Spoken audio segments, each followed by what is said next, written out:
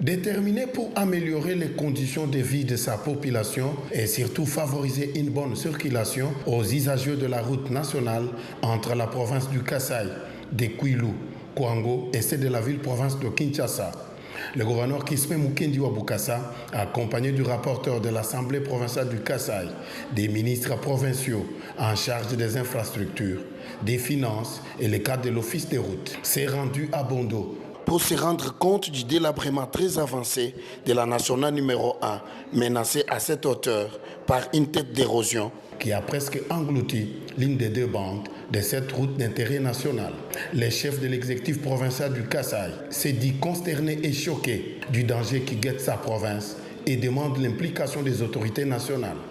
L'objectif de notre mission, c'est l'alerte que j'ai eue de service. Nous demandons de venir palper du doigt le danger qui guette la province.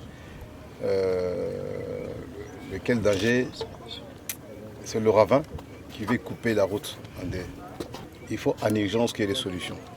De son côté, Paul Kikachako, directeur provincial de l'Office des routes Kasaï, félicite le gouverneur Kisme Mukendi et donne des explications techniques. Bondo se trouve sur la RN1, PK 754. Et nous avons un peu d'inquiétude sur la situation qui se présente au niveau de la rivière Bondo.